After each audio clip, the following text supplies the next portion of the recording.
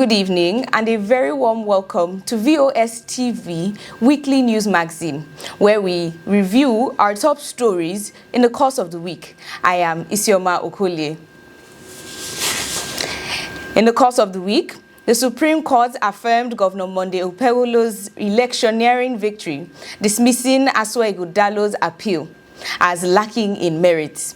Jude Aweke has details of the report. The Apex Court, in a unanimous decision by a 5-member panel led by Justice Muhammad Garba, dismissed as lacking in merit the appeal the candidate of the People's Democratic Party (PDP), Ighodalo, filed to nullify the outcome of the September 2024 Edo governorship election. The court ruled that it found no reason to set aside the concurrent judgments of both the Court of Appeal and the Edo State Governorship Election Petition Tribunal, which affirmed Senator Monday Okpebholo of the APC as the valid winner of the election. It held that the appellant failed to adduce credible and admissible evidence to substantiate his claims that the election was marred by irregularities that included overvoting and substantial non-compliance with provisions of the Electoral Act. Likewise, it held that the appellant failed to call relevant witnesses to demonstrate some of the evidence he tendered in support of his case, especially the bimodal voter accreditation system (VOS) machines. It held that some of the proof of evidence which were tendered from the bar were merely dumped on the tribunal without establishing alleged non-compliance in 432 out of the total of 4,519 polling units in the state. In all of this, we have been saying that a death petition was brought to the tribunal. You cannot put something on nothing and expect it to stand. Now they brought a death petition. The petition came into the tribunal dead on arrival. Now they were not satisfied. They went to the Court of Appeal. Court of Appeal affirmed the decision of the tribunal. They were not satisfied also. They also went to the came to Supreme Court. Supreme Court today then said those things they could not prove. They could not prove that this election was invalid. They could not prove that there was overvoting. Therefore, it was a mere academic exercise, and they threw the petition out to the dustbin. We are glad today that the people have spoken, God has spoken, and every person in Edo State will have all spoken. Ighodalo had in the appeal marked LC/CV/536/2025 prayed to courts to invalidate the May 29 verdict of the Court of Appeal, which dismissed his case and affirmed Okpebholo's victory. The PDP candidate maintained that the appellate court failed to properly evaluate the case he brought to challenge the outcome of the poll, which he insisted was not conducted with substantial compliance to provisions of the Electoral Act. The Supreme Court had on 2nd of July reserved its judgment after all the parties adopted their final briefs of arguments. While the appellant, the PDP, urged the court to obtain the substituting judgments and declared that he secured the highest number of valid votes and therefore ought to be declared the winner of the election. On the other hand, the Independent National Electoral Commission (INEC), Governor Monday Okpebholo, and the APC persuaded the court to dismiss the appeal and uphold the results of the election. The case is now over, and it's time for us to build Edo. In line with our campaign promises, we have promised Edo people that we are going to transform them. And now that the case is over, we thank everybody. But most importantly, we want to go back to build our state, to unite everybody in line with what the governor believed in. He wants to bring everybody, regardless of your political party, wants to bring everybody together for the interests of Edo people. And lastly, we want to also hit the ground running. The 2027 is around the corner. We are going to campaign rigorously for Asiwaju, for return of Asiwaju back to the State House. Ighodalo is our brother, and he's going to join distinguished Senator Monday Okpebholo to build Edo. Thank you very much. The governor, Senator Monday Okpebholo, for this victory. For me, no victor, no vanquish. We are all from Edo State. When I used to grow up, we used to hear that The judges, they are next to God, and they are giving their judgments, and nothing anyone can do. It's for us all to go back home as Edo people, to support the governor, to make sure we build Edo. As the Speaker of the House, I am a member. We join hands together with the governor to make sure we take Edo State forward. We give glory to God for this judgment. Eventually, this whole matter has, been put to rest, and I believe that all of us who are from Edo State should join hands together, both those that lost at the Supreme Court and those of us that won here. We still believe that there is no victor, there is no vanquished. We are all the same. Let us join hands in building our state. Join the governor, Senator Monday Okpebholo, to build our state. There is no time for bickering anymore. And again, Edo State is a subset of Nigeria. We want to support our president, President Ahmed Bola Tinubu, to build this country. And we need everybody in Edo to go on together to be able to join the president to create a new Nigeria, where Nigerians will feel fulfilled and of course our lives will be better. Congratulations to everybody in Edo State. Thanking everybody that came out September 21st to give His Excellency Senator Monday Okpebholo their mandate. And this is a testament that this is who the people want. And we are so thankful and grateful. A new Edo has come under His Excellency, and the women of Edo State, we are in for a jolly good run. They should join us. In any case, they don't have a party again. There's no party PDP. They should be reminding us of a PDP should join the APC. Let's straighten and we will accept them.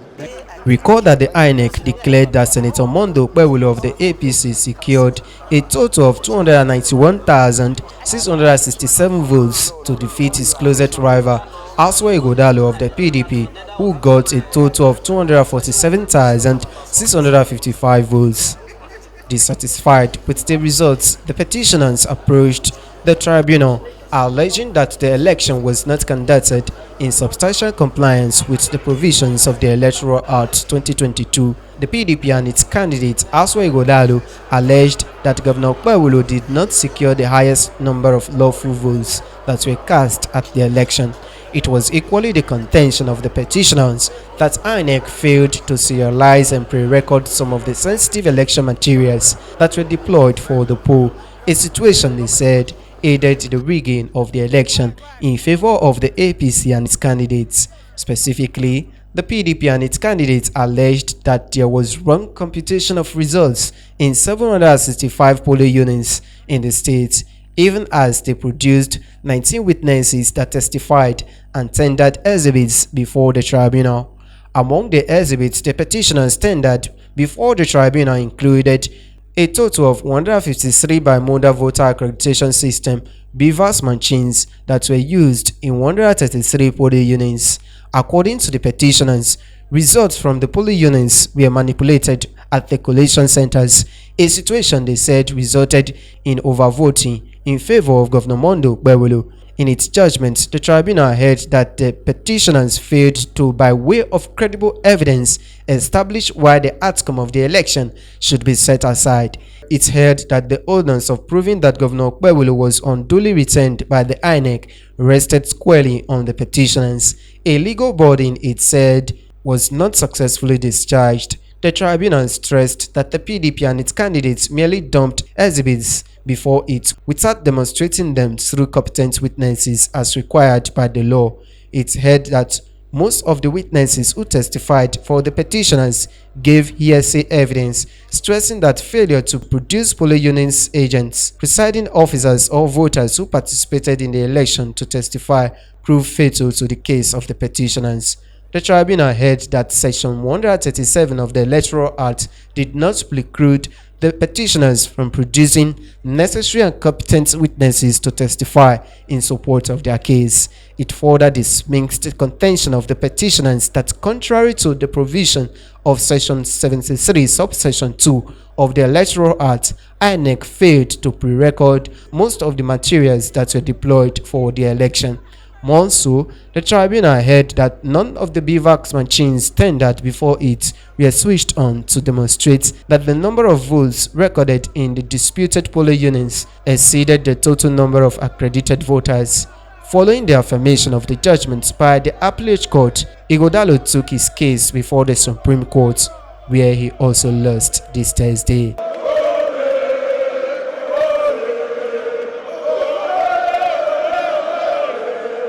Chit Aweke, reporting for VOS TV News Benin.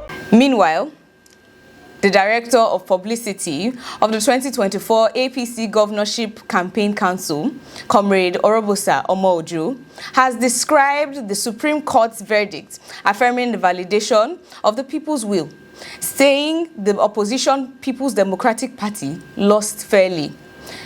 The report. Speaking as a guest on VOS TV Nigeria Political Insight program, Omojo stated that the court was not able to save the PDP's embarrassment, emphasizing that elections are not won on election day alone, but throughout the entire electoral process, from mobilization during campaigns to securing votes at collation centers. He dismissed allegations of block voting, stressing that voter engagement and protection of results are crucial parts of winning any election. According to him, the PDP assumed that continuity would secure them votes rather than making performance their selling point. Let me tell you what affected the PDP in the court.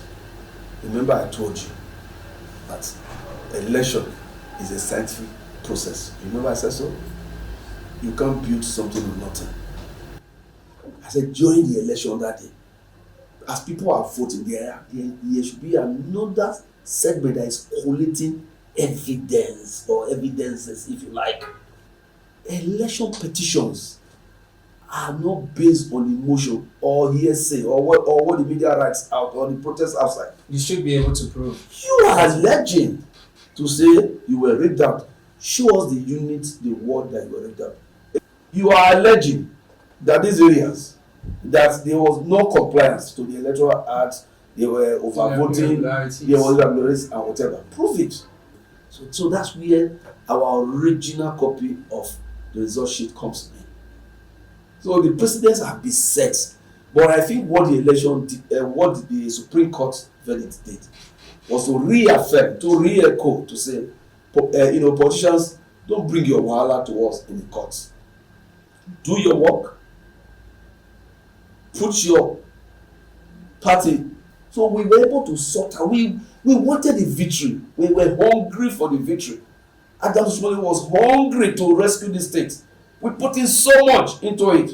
Backing the court's ruling, Omojo maintained that the PDP presented no credible evidence to support its claim, unlike the 2008 governorship case, where the Action Congress of Nigeria successfully overturned the results by presenting strong facts against Osareme Osumbo in favor of Adams Oshomole. Omojo also described the judgment as a re-energizing moment for Governor Okpebholo, urging Governor to double down on his 5-point development agenda, especially on youth-focused initiatives. The implication is that having passed through the rigors now, I know he's a very level-headed leader who talk less and do more. He's focused on the people. I think what the final verdict will do is to re-energize him more, for him to look straight to our 5-point agenda. During the campaign, we had a 5-point agenda, which has to do with infrastructure, education, health, agriculture, security. And from everything he has done right from the first day, when he went to Ighodalo, I think the first day, the second day, he went to Ighodalo to flag up the Rama Park flyover. And side by side, we focus the energy of our youth. You can see what he's doing about courtesan and violence. You can see what he's doing about land administration. Because if the land gets freer, precedents have been set before. There were 2 cases in 2008. The one that brought Igige in and the one that brought Comrade Adams Oshomole in. You can't gift any political party or candidate votes if you don't work hard for it. It's very simple for you to block rigging at the election. They can't help to engender any development in Edo State. We are only asking for us to rehabilitate them. Because if they come in they will come and pollute. Yeah, we have to bring them in and clean them of their sins. They need to be purged. Aimed at boosting the state's economy. He called on the opposition to drop their antagonism, regroup, and work towards regaining the people's trust ahead of future elections. He also enjoined the media to support the governor's administration by setting agenda for him to sustain meaningful development in the state. Still talking politics, media guru Dele Momodu, during the week, endorsed PDP's 2023 presidential candidate Atiku Abubakar as ADC 2027 presidential flag bearer. Dorothea Okoduga gives us the report. Momodu stated in an interview on national television that Atiku has the numbers, which makes him the strongest opponent who can challenge President Bola Ahmed Tinubu in the elections. He praised Atiku for his consistency in political ambition since 1993 and noted that he has never relied on any state government for money to run campaigns. He also commended Atiku for investing in education and agriculture, pointing out that he possesses the qualities of a good leader. The journalist also emphasized that the constant criticisms against Atiku shows how much of a threat he is to the ruling party. He said Atiku has never been seen to support thugs, while extolling Peter Obi's leadership qualities and his capacity to lead. Dele Momodu calls for a level playing ground for all ADC stakeholders to choose who the ADC presidential candidacy cap fits ahead of the 2027 elections. He called on the supporters of all ADC presidential hopefuls like Peter Obi, Atiku Abubakar, and Rotimi Amechi to peacefully support their candidates. He stressed on the need for the opposition to work together to peacefully unseat President Bola Ahmed Tinubu in 2027. Dorothea Okoduga, reporting for VOS TV News, Benin City. And on education, the Joint Admission and Matriculation Board's decision to set 16 years as the minimum age for universities admission has sparked reactions during the week. Gift Winwu was in town to feel the pulse of the people. According to the Minister of Education, Dr. Tunji Alausa, the federal government's decision to peg the minimum age for admission into tertiary institutions at 16 years became necessary to reflect a balance between cognitive maturity and academic preparedness. Under the policy, the minister warned higher institutions against attempting to circumvent the rule by altering age records, stressing that such acts would attract sanctions. Reacting to the development, some residents in Benin City describe it as a step in the right direction, which will foster progress and improve education standards. One thing that is constant that we all need to know is change now. So, there will never be a time that whatsoever that be existing under the law for the nation existence will remain. And I believe as it stands now, maybe the government are finding that if we continue with with our old policy ways, that we may not be listed among the list of the Western country who are turning down their constituencies of way of education and their livelihood of education. So to me, I observe that what leads to that must have been the cause of change. To me, I think it is a welcome development, and the idea, at least, it's better they catch the youth or the younger ones very, very young, and make them learn very, very quick from that age, so that it will enable them to understand what they are being taught.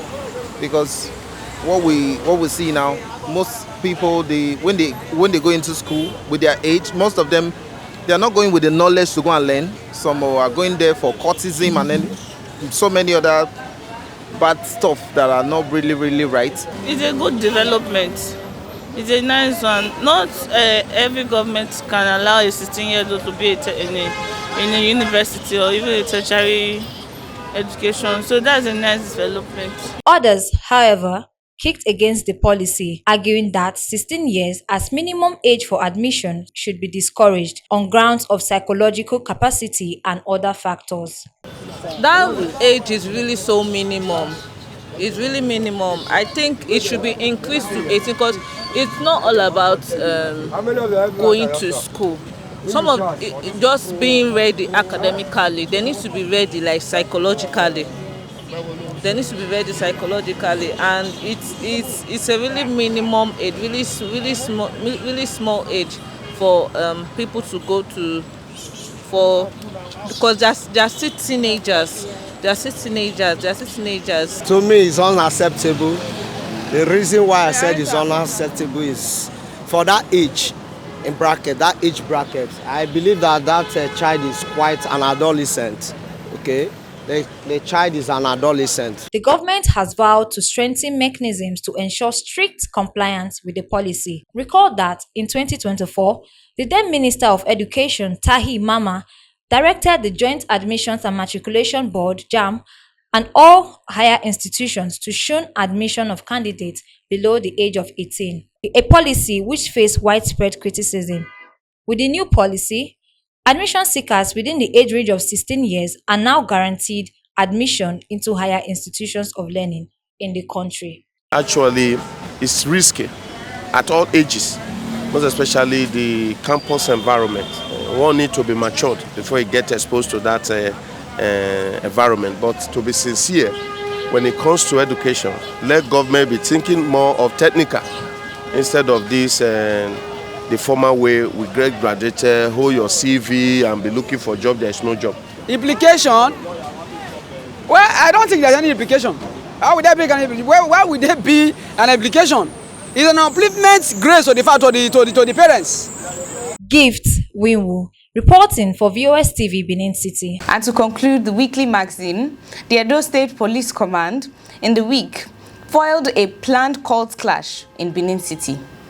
Dennis Ugbedian reports that the clash was a planned activity to mark the Founders' Day of a popular cult group. There was a heightened tension today around K Square in Benin City as multiple police patrol trucks and surveillance teams took strategic position to prevent a possible breakdown of law and order. The deployment followed intelligence reports received by the Edo State Police Command, indicating that some cult groups were plotting violence in celebrations of their annual Founders' Day on July 7, a day notorious for clashes among rival fraternities. In a proactive response, the Commissioner of Police, CP Monday Agbonika, ordered widespread deployments across the state to deter any form of court-related activities. CP Agbonika issued a strong warning to parents, guardians, hotel owners, lounge operators, bar owners, and others not to allow their facilities to be used for unlawful gathering. He stressed that anyone found culpable will face the full weight of the law. The police chief also urged residents to be vigilant and report any suspicious movement or gatherings through the command's emergency line. In a related development, the Akugbe Otin group, popularly known as Otuedo, staged a peaceful rally across parts of Benin City, denouncing cultism and the alarming rate of court-related killings in the state. Chanting slogans and holding placards with inscriptions such as "Say no to court killings, now only Edo will get. Don't join outsiders to kill your brother. Cultism is reducing our population. If cultism was good, they won't initiate poor people." We must find support those first before any other place. Now, no people will be before color though. Now,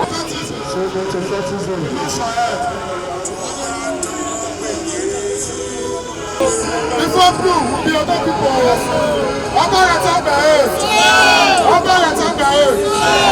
The group also used to shun cultism and focus on meaningful ventures. Though their rally coincided with the cult group's Founders' Day, members of Otuedo said it was purely a coincidence, emphasizing that their mission was to unite Edo youth and build a safer, progressive state. No, that's not the reason. The protest and the date happen to be a coincidence, but it's something that we have planned prior to this day.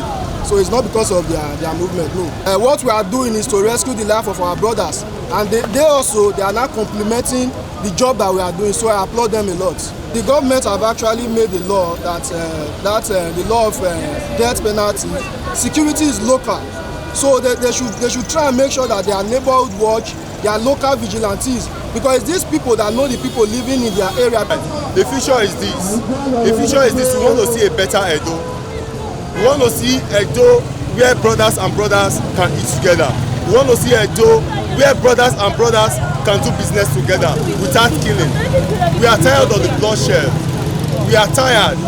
Now, the future is bright because I know with what we have started, Edo people we come together.